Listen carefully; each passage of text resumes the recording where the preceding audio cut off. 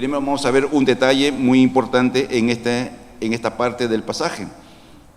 ¿Qué es lo que está pidiendo el apóstol Pablo? ¿Qué es lo que dice? ¿No? Y la oración nos va a ayudar a tener una clara percepción, una clara visión de la realidad por la cual estamos pasando. La oración es como que nos sacan una máscara, ¿cómo se llama? Algo que está encima de nuestro rostro, de nuestros ojos, que no nos impide ver, como decir, lentes muy negros, y no nos impide ver con claridad. La oración nos ayuda a tener una correcta perspectiva de la situación. Pablo, el ejemplo de Pablo es muy bueno siempre. Pablo tiene un aguijón en la carne, ora una vez, 2 veces, 3 veces, y Dios le responde a través de la oración. Y lo que Pablo entiende, la perspectiva de Dios de su momento difícil que pasaba. Ya no veía él como un limitante, sino lo veía como el factor divino para el crecimiento como hombre, como creyente, como apóstol, como un hombre que hacía la obra del Señor. Entonces la oración nos ayuda a ver claro la realidad de la situación por la cual vivimos, o nos da calma en medio de la tormenta, o Dios en su bondad, como veremos en un momento, nos puede mostrar qué es lo que debiéramos hacer. Así que con ese principio vamos avanzando. Lo primero que vemos al apóstol Pablo, reconoce la calidad de creyentes de la iglesia a donde él estaba escribiendo. Una iglesia que tenía 2 cosas muy interesantes: fe y amor. O sea, reconoce la fe, la fidelidad de esta iglesia y el amor que tenían los unos para con los otros. Entonces, una forma que debiéramos orar, según este ejemplo, es la gratitud, ser agradecidos. Por eso no dejo de dar gracias. Entonces, ¿cuántos tenemos familia? Creo que todos, ¿no es cierto? ¿Cuántos tenemos familia que no es creyente? Tenemos amistades, compañeros de trabajo. Entonces, una forma que debiéramos orar de manera constante es orar por aquellas personas, comenzando por los que no son creyentes, que Dios le abra las puertas, que escuchen la palabra, que el Espíritu Santo pueda trabajar en sus corazones con la palabra que ha sido sembrada. En fin, la oración a favor de personas que uno conoce, que uno estima y que desearíamos que puedan conocer a Jesús como Señor. Pero también es muy interesante lo que el apóstol Pablo menciona en este pasaje, y lo voy a leer nuevamente. Déjenme encontrarlo primero acá en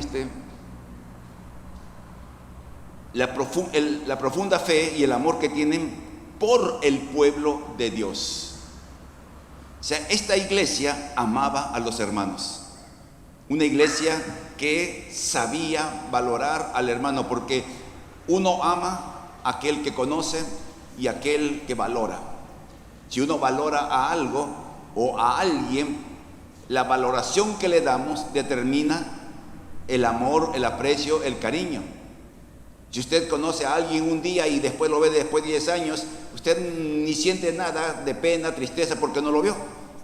Pero si fuera un amigo que usted ha criado, se han vivido juntos por años, y de repente desaparece y uno siente algo extraño, o se le extraña, y hay alegría cuando hay esos reencuentros. Eso me pasó con un amigo que desde el comienzo de la vida cristiana tuve en Trujillo. Se apartó del Señor y después de años volvió al Señor, y cuando él me llamó en una noche me dijo: he vuelto al Señor, me he reconciliado con Dios. A mí me dio una alegría tan grande y dije: me voy a Trujillo, voy a conversar con él.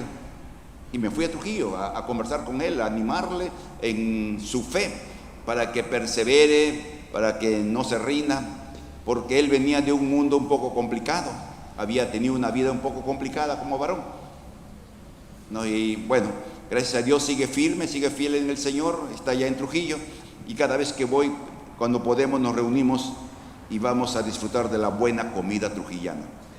Pero ¿cuál es el punto aquí, amados hermanos? Que nosotros debiéramos orar por nuestros amados hermanos a quienes conocemos. Algunos de ustedes puede haber tenido un pastor que les ha ayudado, o un hermano o una hermana que en un momento de dificultad le dio un consejo, le dio un aliento, le dio una palabra que le ayudó en el momento que vivía. La forma como podemos de una u otra manera recompensar a esa ofrenda que nos dieron de ánimo, de aliento, de consuelo, es orando por ellos.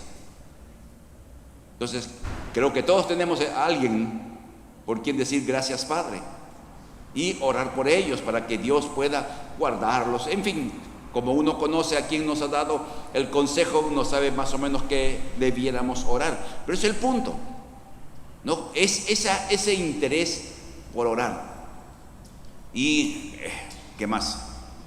¿A quién más podría usted? Pastores que ustedes han tenido. Siempre, a veces, hermanos, vienen a nuestras iglesias y el consejo que le damos muchas veces es que vaya y hable con su pastor y le diga gracias por todo lo que usted ha hecho por mí. Dios me está guiando a otra iglesia, pero quiero agradecerle. Entonces, eso es lo correcto. Como creyentes, siempre salir en paz. Gratitud por quienes nos han sido de una u otra manera ayuda a nuestras vidas. Pero lo que viene Pablo, lo que sigue en la oración de Pablo es sí impactante. Veamos versículo 17, por favor. ¿Ok? Y pido a Dios. La oración, ¿a quién debiera ser dirigida? Es un lío que tenemos todos. ¿A quién debo orar? El Mateo 6:19, no, tanta chiquita letra que no lo veo. 6:9. Mateo 6:9 es clarísimo. Ustedes orarán así. ¿Y cuál es la palabra que Jesús usó? Padre nuestro. O sea, ¿a quién oramos? ¿A quién debiéramos orar? Siempre a Dios el Padre. Entonces, la oración es dirigida a Dios el Padre. Y cuando decimos en el nombre de Jesús, vamos a explicarlo, estamos como poniendo el sello de valor a lo que estamos haciendo. ¿Qué significa orar en el nombre de Jesús? Si alguien te preguntara, ¿qué responderías tú? Ya, si no saben, ahí léanlo en la pantalla. ¿Qué es orar en el nombre de Jesús? Decir en oración lo que Jesús diría en mi lugar. ¿Cómo oraría Jesús en tu lugar? En la oración que estás pidiendo. ¿Cómo lo haría Jesús? Entonces, orar en el nombre de Jesús no solamente es el terminar, ¿no? En el nombre de Jesús, amén, como una muletilla, como algo que lo hacemos siempre, ¿no? Porque como que eso pareciera de que es el final de la oración siempre tiene que ser así y punto. No, orar en el nombre de Jesús es que todo lo que hayamos dicho pudiera haberlo dicho Jesús en nuestro lugar. Entonces, eso nos indica que cuando oremos no podemos nosotros orar con la mente volando por allá, distraído o preocupado por algo, porque de lo que uno usa en la mente es lo que puede hablar en la boca. A veces me pasa en las noches, el tiempo de oración que tenemos con Marina, a veces estoy muy cansado, ya me gana el sueño y resulto pues qué cosa diciendo que sabe Dios qué. Y en el sueño, pues me gana el sueño y comienzo a orar. ¿A usted le ha pasado así también alguna vez? Ya, no soy el único. Qué bueno. O sea, usted es un creyente normal como su pastor. Entonces, la petición debe ser hecha en el nombre del Señor, como si el Señor mismo pidiera. Ahora, ¿qué hace el Espíritu Santo? El Espíritu Santo no hace nada cuando sabe que podemos pedir.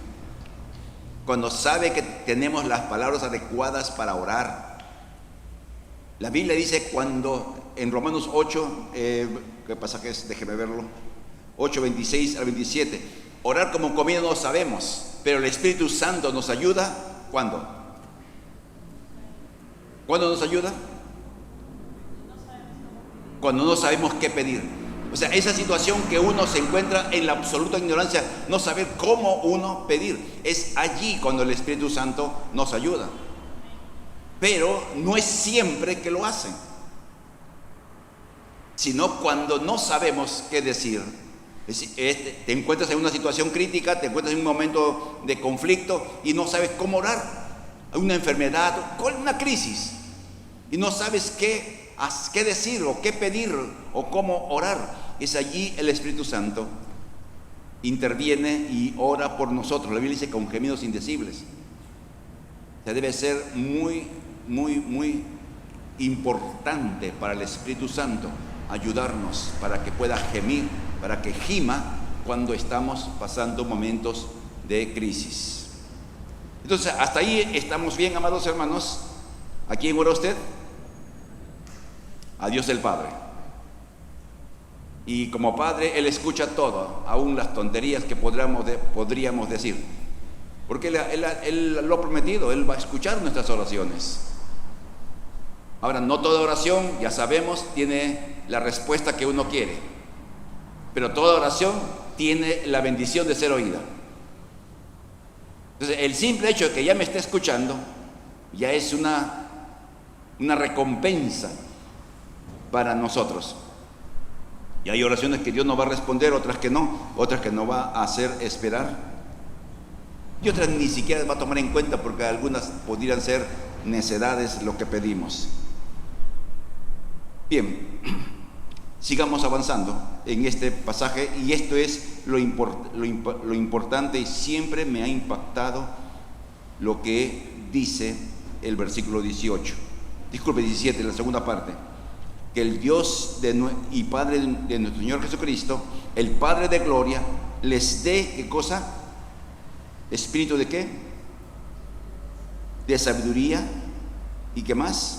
Y de revelación en el conocimiento de Él. Entonces podemos orar y debiéramos orar: Señor, dame, ¿qué cosa? Sabiduría. Ahora, ¿qué cosa es sabiduría? ¿Qué entiende usted por sabiduría? ¿El saber cosas? No, el saber cosas no nos hace sabios. La sabiduría es saber qué hacer en el momento en que vivimos.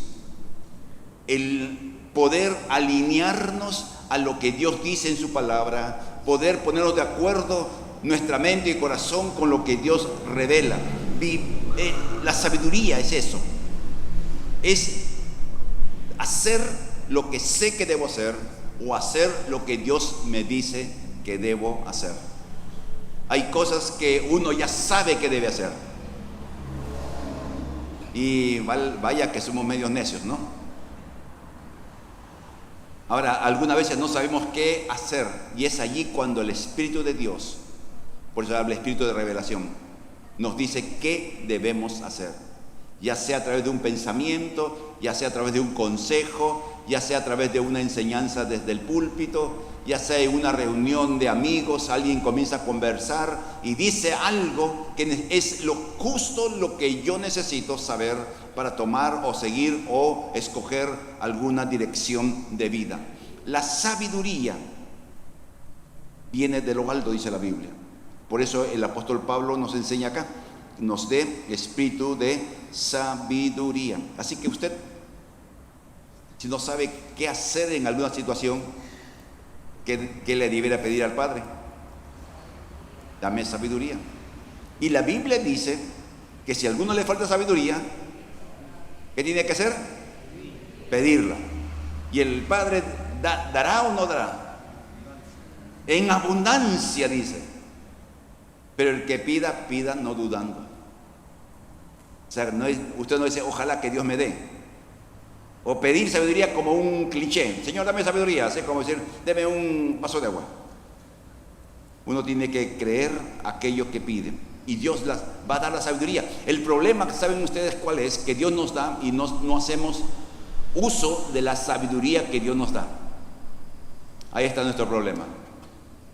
O sea, Dios te dice, haz esto, o deja de hacer aquello, o no hables, o habla, o retorna, qué sé yo.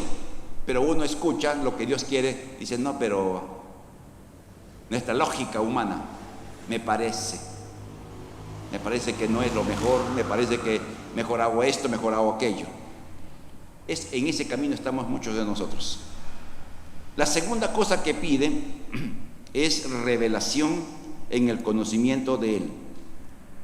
¿De qué está hablando? Revelación.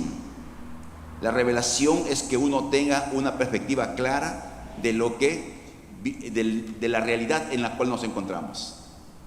Una perspectiva clara, qué cosa está detrás de lo que estamos viendo. Y detrás de toda situación siempre hay una razón. Y detrás de la misma situación hay un propósito. Entonces, el conocimiento tiene que ver, este espíritu de revelación, ¿cómo lo dice? Disculpen. De revelación es, ¿cómo les digo? Uno puede ver, cuando usted pasa por una casa y ve la cortina corrida, ¿qué puede ver de la casa? La cortina nada más. Entonces la revelación es esto, jalar la cortina para poder ver lo que nuestros ojos naturales no ven, poder percibir la razón de la situación o el propósito de la situación por la cual estamos pasando, saber qué es lo que debo hacer con mi vida personal, qué es lo que debo hacer con mi familia, qué es lo que debo hacer en las diversas áreas de nuestras vidas. Entonces, pedir a Dios revelación es como dice: Señor, límpiame los ojos para ver con claridad, aclárame para poder entender la situación por la cual estoy pasando. Y Dios es fiel, siempre lo va a hacer. Nuevamente, el problema no es lo que Dios hace, el problema es lo que nosotros hacemos con lo que Dios nos da. Se deja entender, ¿no? O sea, Dios nos da lo que uno necesita y uno evalúa lo que Dios nos da y dice: no, esto no me conviene, o no me gusta, o me parece que no. A veces yo digo, cuando usted y yo lleguemos al cielo, no, Dios nos dirá: ¿para qué pediste si no lo usaste? ¿Para qué pediste sabiduría? ¿Para qué pediste revelación? Si te lo di y lo pusiste de lado. Ay, Dios mío, ¿cómo ir a hacer allá, no? ¿Se imagina usted? Esa cosa complicada. Entonces, esta sabiduría y esta revelación que Dios quiere dar a todos sus hijos, porque es una petición en el nombre de Jesús, que el Dios de toda gloria les des espíritu de sabiduría y espíritu de revelación, tiene el propósito de que podamos crecer en el conocimiento de Dios. Mientras más escuchemos lo que Dios nos dice, mientras más pongamos por obra lo que Dios nos dice, más conoceremos a Dios. A Dios no se le conoce solamente desde el marco conceptual. Es decir, uno puede tener una buena doctrina en concepto de lo que es Dios. Dios es trino y uno, Dios es amor, Dios es justo, Dios es fiel, Dios es bueno, Dios es misericordioso, Dios es, ¿qué más? Justo, etc. O sea, podemos tener ese conocimiento, pero es un conocimiento que no afecta nuestras vidas, es simplemente conocimiento.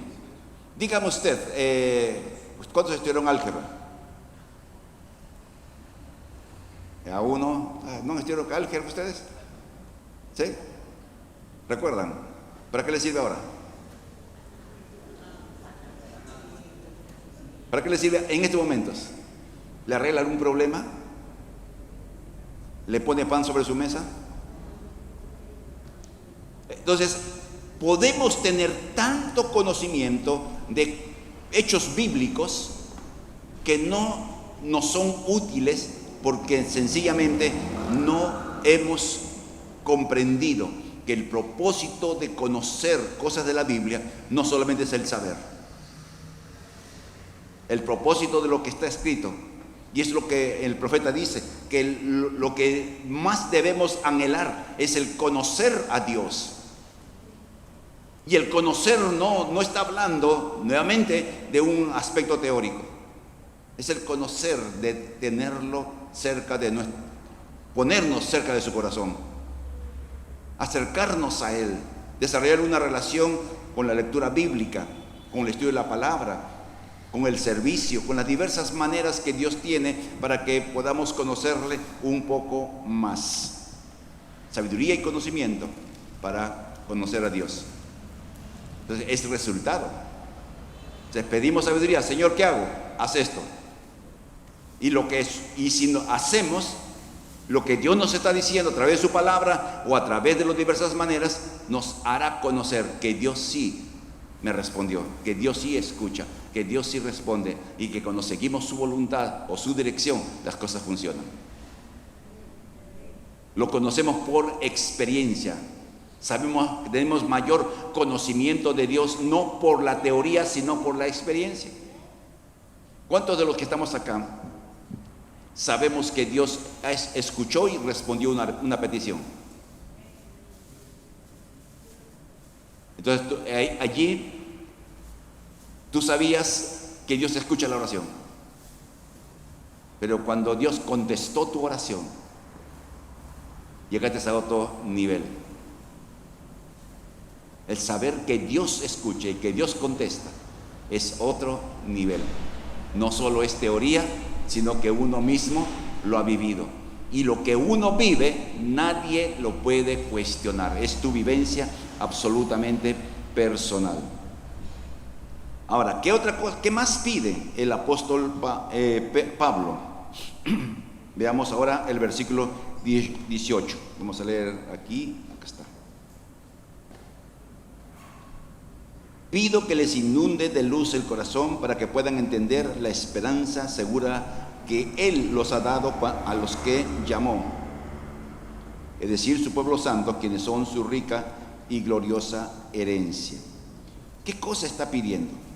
Miren, alumbrando los ojos. ¿Y qué implica alumbrar los ojos? Están oscurecidos. ¿Cuántos de ustedes han entrado a un cuarto de noche y la luz apagada? ¿Y qué ve? No se ve lo que la sombra, lo que nos permite la visión. Entonces tú prendes el foco y tus ojos son alumbrados. O sea, nuevamente, miren, amados hermanos, qué importante es que nosotros oremos y le pidamos al Señor lo que Él quiere darnos. Dice que sean alumbrados nuestros ojos para entender la esperanza que Él nos ha dado. Alguien dijo que uno puede vivir tantos minutos sin respiración, puede vivir tantos días sin agua, tantos días sin comer, y han hecho así escalas, ¿no?, de cuántos días uno puede vivir con los elementos básicos. Pero alguien dijo, una persona no puede vivir sin tener una esperanza de vida. Por eso de ahí viene el dicho, la esperanza es lo último que muere, ¿no?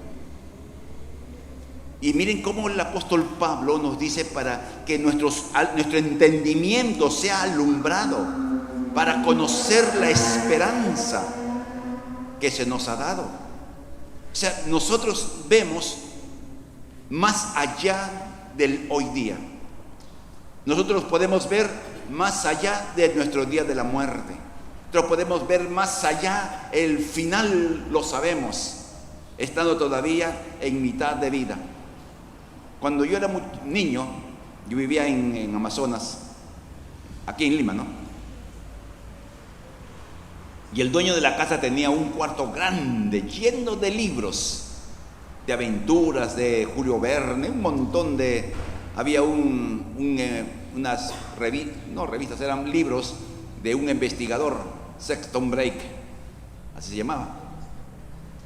Y yo comenzaba a leer, y como me aburría leer tanto y no saber quién mató, yo me leía el final.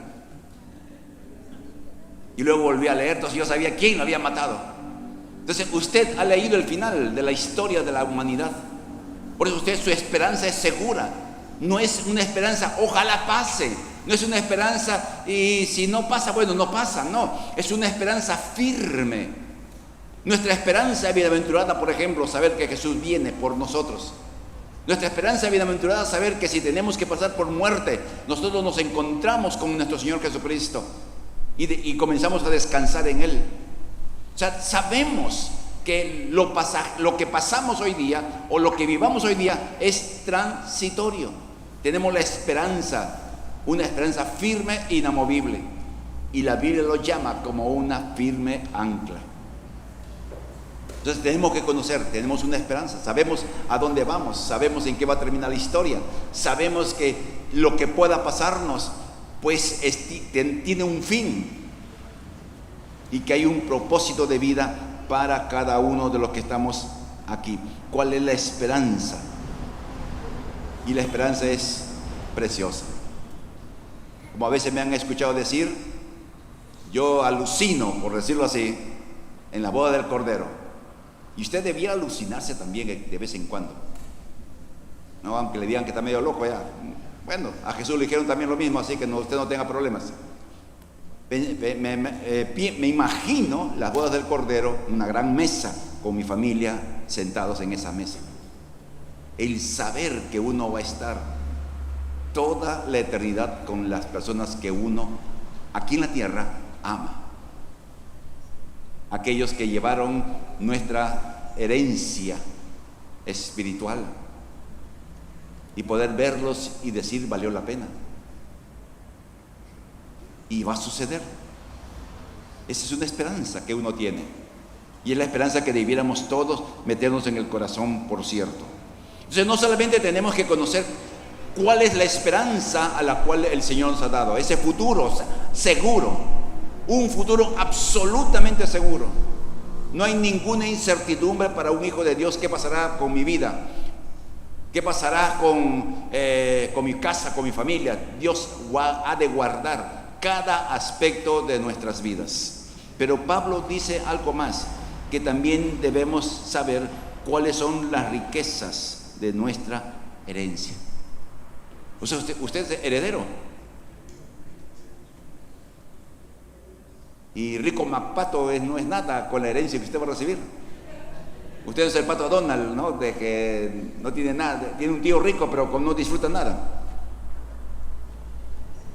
Miren, amados hermanos, herencia nos habla de algo que vamos a recibir después de. Y es una herencia de eternidad, por ejemplo. Usted y yo, cuando estemos en esa gloria, recibiremos la herencia de la inmortalidad. Hoy día vivimos con los días contados. Hoy día sabemos que un día tenemos que partir de acá. Los que somos padres nos da tristeza pensar en ese día en que tengamos que decir a nuestros hijos hasta luego. Da tristeza. Y la familia, las personas que estiman a uno que ha partido, va a sentir tristeza. Pero tenemos una herencia. Un día nos reencontraremos. Amén, hermanos. Un día nos vamos a reencontrar. Ese es regalo, es herencia que Dios nos da. ¿Cuál es la diferencia entre eternidad e inmortalidad? Eternidad implica que nunca fuiste, es yo solamente Dios, que no fue formado ni creado. En cambio, inmortalidad significa que uno tiene un comienzo, pero no tiene un final. Entonces somos inmortales porque comenzó cuando papá y mamá estaban, ustedes saben, y nunca va a tener final. La muerte va a ser un accidente. Por eso Dios nos va a resucitar en cuerpo glorificado. O sea, somos inmortales. Amén. No vaya a ser loco de tirarse de un piso para probar, demostrará que usted era un inmortal loco. La grandeza de la herencia de los santos. Qué lindo lo que Dios nos va a dar, amados. Es algo la imaginación nos falla. Cuando leemos Apocalipsis, la nueva Jerusalén que desciende del cielo, es un edificio gigante. La Biblia nos habla que las calles de la nueva Jerusalén son como de oro. No dice que son de oro, son como de oro. Ya, así que usted no vaya con su pico y su palana a querer juntar.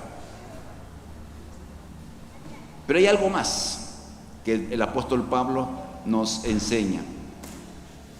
Reconocer, miren, vamos a leer en esta versión porque es muy didáctica. ¿Dónde estamos ahí? También pido en oración, y tratemos de escuchar esto, por favor, que entiendan la increíble grandeza del poder de Dios para con nosotros lo que creemos. Es el mismo poder que levantó a Cristo de los muertos y lo sentó en lugar de honor a la derecha en los lugares celestiales. Entiendan la grandeza del poder de Dios para con nosotros. Como dice la versión Reina Valera, para la supereminente grandeza de su poder para con nosotros lo que creemos. O sea, ¿saben lo que en sencillo? Tenemos que conocer que el poder que levantó a Jesús de los muertos y lo puso a la diestra de Dios el Padre es el poder que actúa en nosotros. Ese es algo que sobrepasa nuestra imaginación. El poder que actúa en nosotros. O sea, Dios está trabajando en nuestras vidas. Dios está trabajando en nuestra mente, en nuestro corazón, en nuestro cuerpo. Dios está trabajando en nuestros ministerios. Dios está trabajando. Es su poder lo que está obrando en nosotros. Eso es increíble. Y no es un poder pues pequeñito. Por eso cuando yo entendí estas cosas, dije, ¿qué canciones cantábamos antes? Quiero más poder. Dame poder, Señor. Y era una oración constante. Quiero más poder, Señor. Y sabe usted, Dios no puede dar más poder porque ya nos dio todo. El mismo poder que levantó Jesús está en usted, está en mí. Por eso la Biblia dice que podemos echar fuera demonios, por ejemplo. Aunque usted no lo crea. Y aunque usted le tenga miedo, usted tiene la capacidad de echar fuera demonios. ¿Ya? No tenga miedo, amados hermanos, a los demonios. Ellos le tienen miedo a usted. Eso dice la Biblia. Está debajo de nuestros pies. Miren qué grande es esta gracia y esta forma en que nosotros debiéramos pedir. Y es como usted pudiera pedir por su descendencia. ¿Cómo debiera usted pedir por su descendencia? Señor, dale sabiduría a mi hijo. Ese cabezón que tengo por hijo o por hija, dale sabiduría. No, que no solamente sepa, sino que viva en función de lo que sabe. Señor, ¿qué más? ¿Qué otra cosa es lo segundo que tiene que pedir? Ya se olvidaron. Yo también. Estamos iguales. Acá está. Revelación. Que tenga una perspectiva clara del propósito de su vida. Señor, quítale la lagaña de sus ojos para que vea para qué está en esta vida. Que pueda entender que hay un propósito para su vida. Que hay una razón por la cual nació. No nació por accidente, por casualidad o por un descuido. Nació con un propósito. Y ese propósito es establecido por Dios. Ábrele los ojos, Padre, a mi hijo y pues lo nombras. Si tienes uno, si tienes varios. ¿Qué más podemos pedir? Señor, abre los ojos de mi hijo o de mis hijos para que vean la esperanza que tienen. Para que sepan que su vida no termina en esta vida. Para que tengan claro que hay algo superior para ellos. Una esperanza que los podrá mantener firmes en los tiempos difíciles que a todos nos tocará vivir. Y que sepan que el poder de Dios, Señor, que Él sepa que Él solo no pudiera hacer nada, pero el poder que actúa en Él es lo que puede hacer todo. Porque si es el poder de Dios, ¿qué cosa es imposible para Dios? Absolutamente nada. Eso es lo que tenemos. ¿Y sabe cuál es el lío? Para ir terminando en esta noche, el lío es que todas estas cosas las tenemos a la mano y están al alcance nuestro, solo que o no lo usamos, o no lo entendemos, o nos parece nos parece que fuera solamente para ciertos creyentes muy espirituales. No es para el creyente más sencillo y más común, por decirlo así, esa gracia de lo que Dios da.